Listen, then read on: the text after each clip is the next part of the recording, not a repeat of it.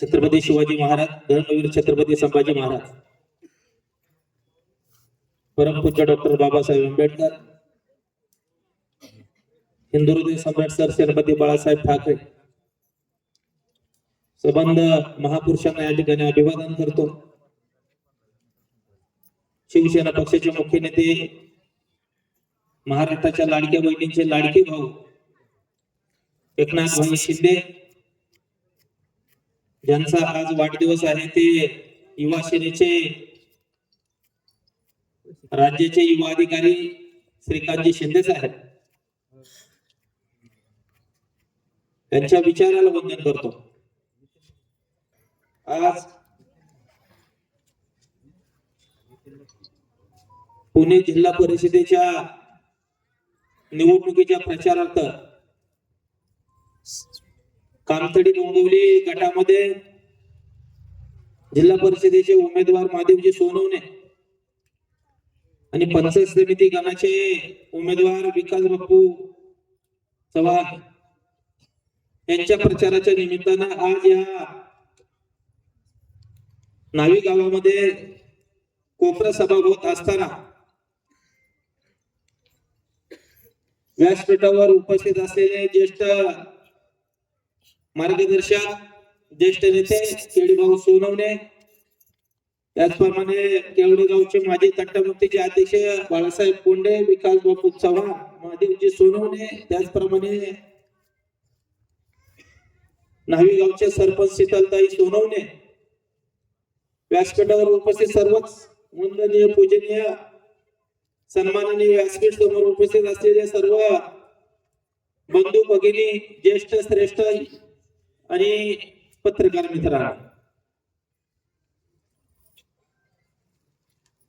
पत्रकारांना अपेक्षा आहेत हे काहीतरी ह्याच्याकडून खरबरीत काहीतरी बातमी पाहिजे, परंतु मला त्या गोष्टीची जास्त आवश्यकता वाटत नाही।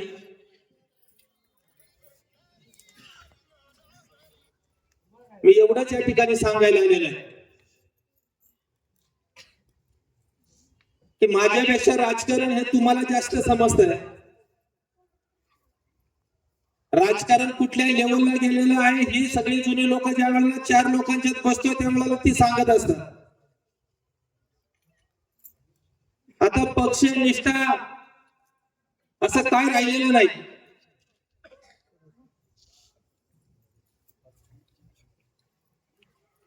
ज्याच्याकडे माणसांची संख्या आहे,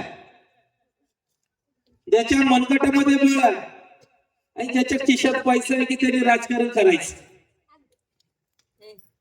आणि माणसं सुद्धा आता मागचं पुढचं बघत नाही।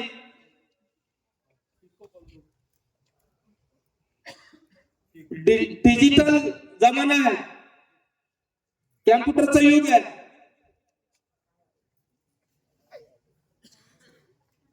इंटरनेट प्रमाणे माणसं सुद्धा पटापट बदलायला लागले, पटकन रिझल्ट द्यायला लागले।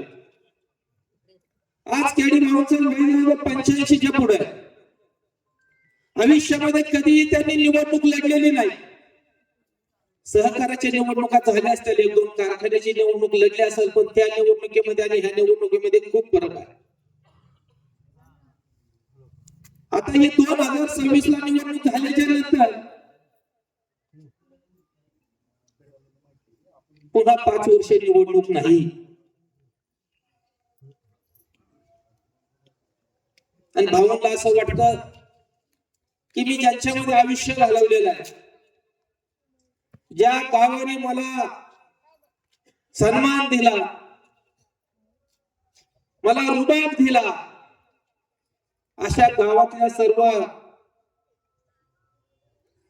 मंडळींच्या जीवावर ही निवडणूक लढायची आणि त्यांचे चिरंजीव महादेव सोनवणे यांना प्रचंड बहुमताने निवडून आणतील अशी त्यांची अपेक्षा आहे।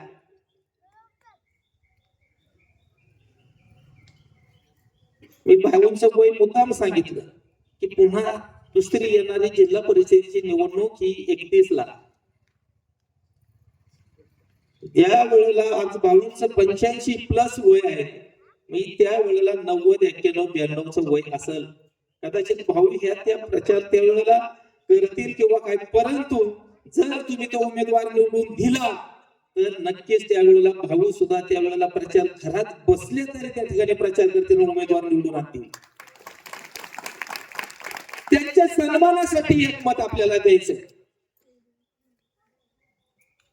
एकमत म्हणतोय म्हणजे तसं नाही, पॅनल टू पॅनल द्यायचं. आता त्याचा अर्थ वेगळा काढताल. गावात उमेदवार आहे म्हणून म्हणते का काय, गावातले उमेदवार माझ्याकडे पण आले होते निरोप घेऊन,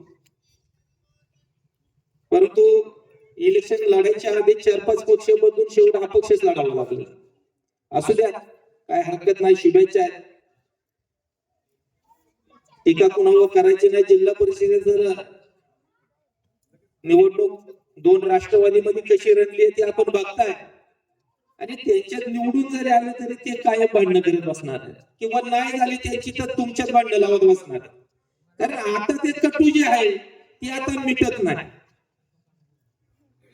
तुम्हाला सुद्धा बंधन राहतील त्याच्याकडे काय गेला. अहो, पत्रिका नावं टाकली तरी सुद्धा पित्त खवळत. इतक्या टोकाला राजकारण केले. अख्खा माणूस लोखंडी असला, पोलादी असला तरी चालत, परंतु कान मात्र सोन्याचं असलं पाहिजे.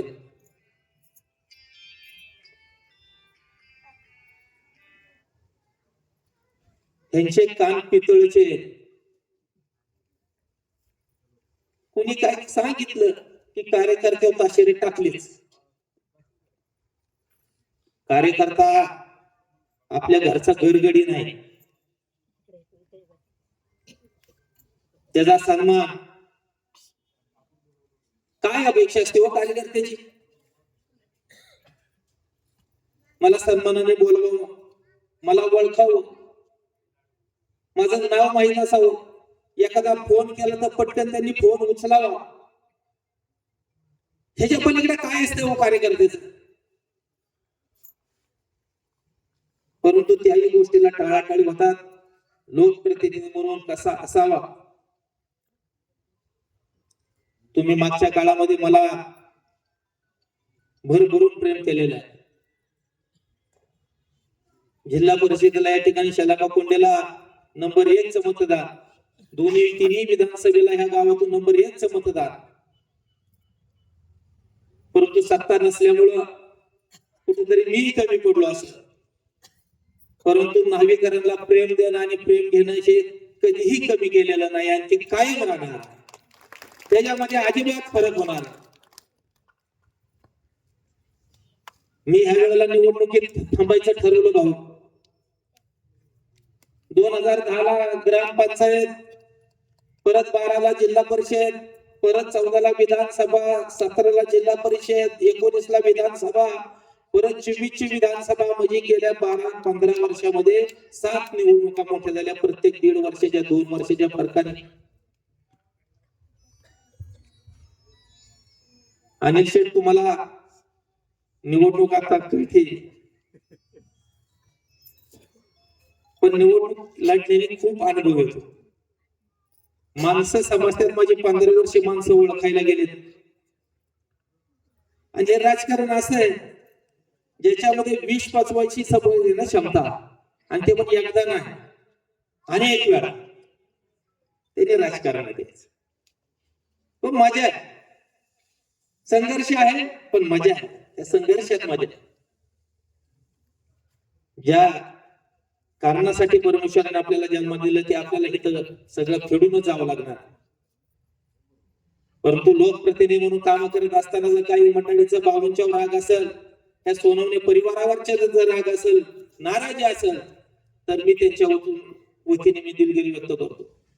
ज्या भूतकाळामध्ये ज्या त्यांच्या चुका झाल्या असतील त्या भविष्य काळामध्ये होणार नाहीत ह्याची मी काळजी घेतो, ह्याची मी जबाबदारी घेईन.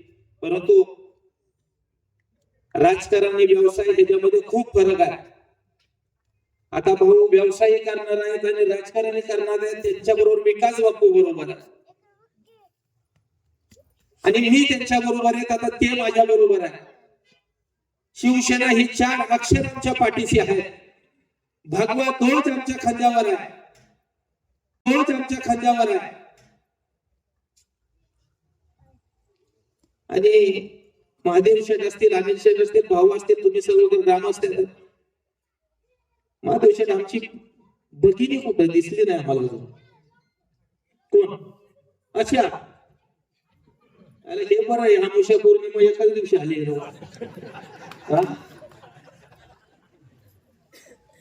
तुम्हाला काय कधी लागणार नाही टेन्शनच घेऊ नका.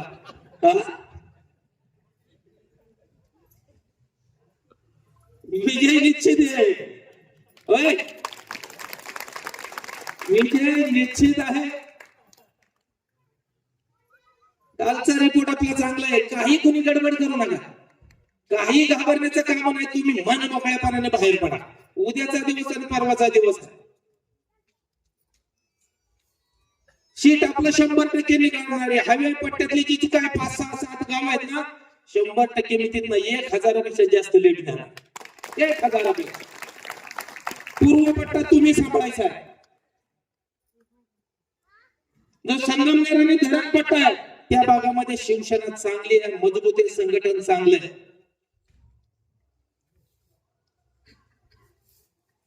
आपण अपक्ष लढलो. या कामथडी आणि बोंबोली गटामध्ये आपल्याला 5,700 6,800 मत आहे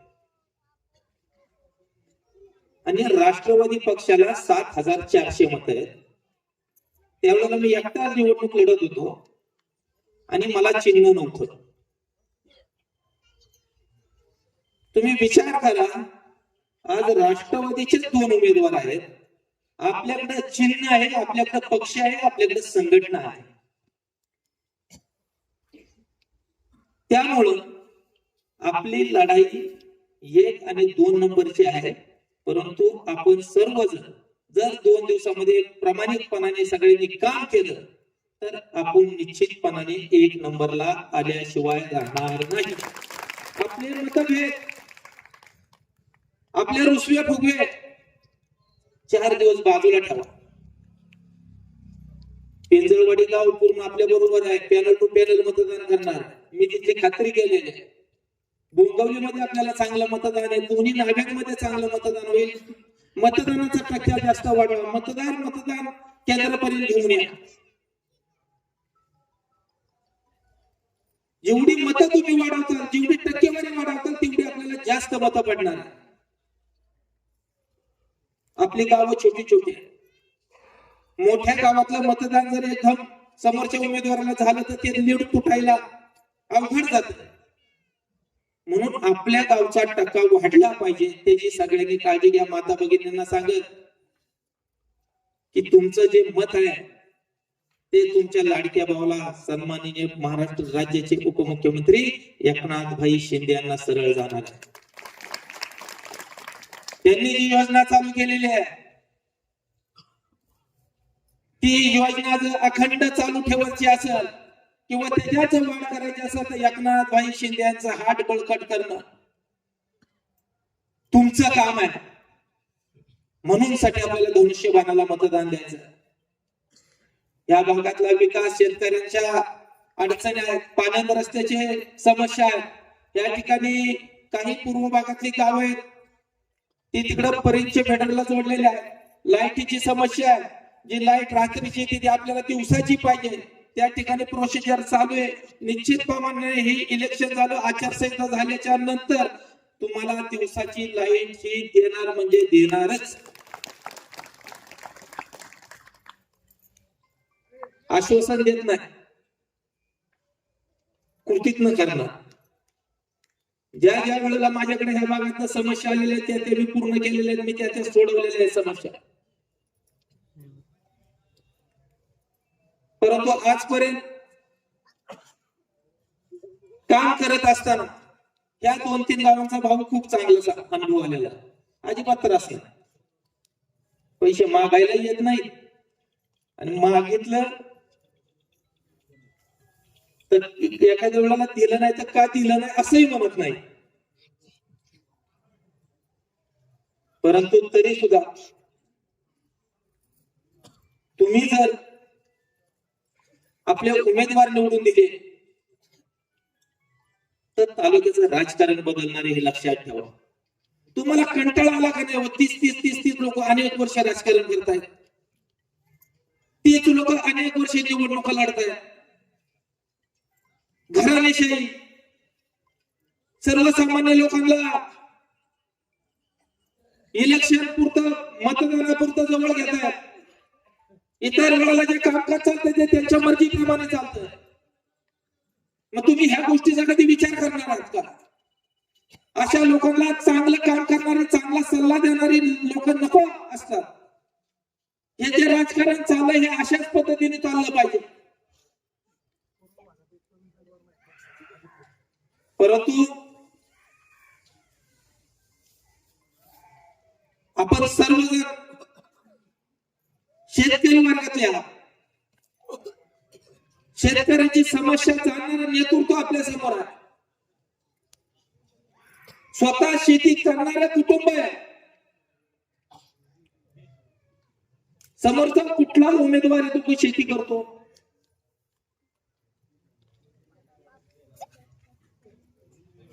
जर आपल्याला आणि जिल्हा परिषद ही छोटे कामं जी शेतकऱ्यांसाठी कामं करते, अगदी ट्रॅक्टर, येळा, खुरप, कोळप ते वाटायचं काम सर्वसामान्याचं जिल्हा परिषद करते. सगळ्यात जर कुठल्या समस्या शेतकऱ्यांच्या सुटत असतील ते जिल्हा परिषदेमध्ये सुटतात. पाईपलाईन पासून मोटरी पासून हे सगळ्या वस्तू शेतकऱ्यांना पोहोचवण्याचं काम जिल्हा परिषद करते. त्याची जाणीव असलेले जे दोन्ही उमेदवार आहेत, मी आपल्याला विनंती करेन, मी जास्त कुणावर बोलणार नाही, पण आपले जे उमेदवार आहेत हे दोन्ही उमेदवार शांत आहेत, संयमी आहेत, हुशार आहेत, सुशिक्षित आहेत आणि कमी भांडण करणारे, जास्त काम करणारे आहेत. त्यामुळे तुम्ही त्यांच्यावर विश्वास ठेवा आणि येणाऱ्या 7 तारखेला धनुष्यबाणाच्या समोरचं बटन दाबायचं. एकाच मशनीवरती दोन्ही बटन आहेत. एका मशनीवरती दोन्ही बटन आहेत. वरती गटाचं आहे आणि खाली गणाचं आहे, म्हणजे पंचायत समितीचं आहे. आणि त्याच मशनीवरच्या साईडला जिल्हा परिषदेचं आहे. तर एका मशनीवरची दोन्ही बटन धनुष्यबाणाची दाबा. एवढं मी या ठिकाणी सांगण्यासाठी तुम्हाला आलेलो आहे. तुमच्यासाठी कायम हे उमेदवार आणि मी स्वतःही त्या ठिकाणी कायम मी थांबलोय. याचा अर्थ असा नाही की मी राजकारणातनं बाहेर पडलोय, हा पूर्ण विराम आहे असं नाही. थोडासा थांबलोय, मला वेळ मिळावा म्हणून, मला संघटन बांधता यावं म्हणून आणि मला लोकांचं चांगलं काम करता यावं म्हणून.